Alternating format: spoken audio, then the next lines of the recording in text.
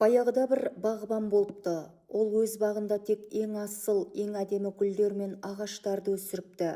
Оның бір қызық қасиеті бар еді. Ол бағындағы әрбір гүлдің қабағына қарап, бәріне бірдей күн сәулесі түссе екен, бәрі бірдей жайқалып тұрса екен деп шыж-быж болатын. Бір гүл сәл солып қалса, бағбанның түнде ұйқысы қашатын.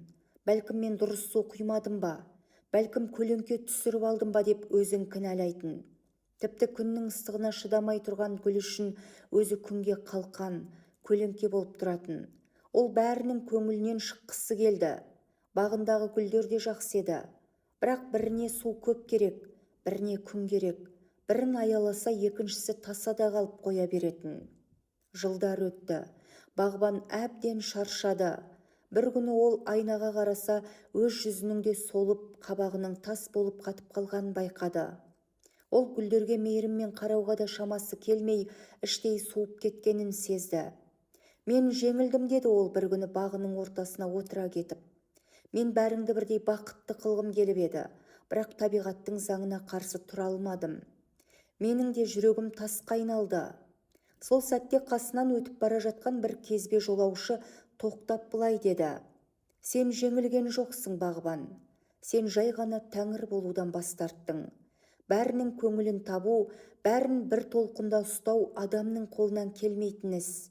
Сен гүлдердің көңіліне қараймын деп бағбан екеніңді ұмытып, олардың құлына айналдың. Жүрегіңнің тасқа айналғаны ол қатыгездік емес, ол сенің жаныңның аман қалу үшін салған қорғанысы. Бағбан сонда ғана түсінді. Әр гүлдің өз тағдыры, өз тамыры бар. Біреудің қабағы түссе, ол сенің кінәң емес, ол оның ішкі күйі. Сол күннен бастап ол бәріне жағуды қойды. Ол жай ғана суын құйып өз жолымен жүре берді.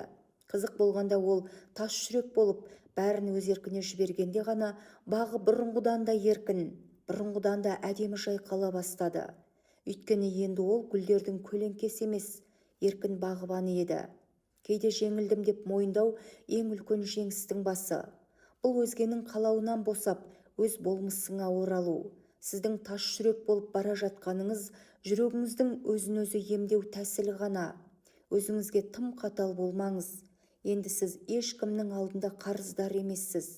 Өз жаныңыздың тыныштығын тапқанда ғана айналаңыздағы жақсылар да өз орнын табады.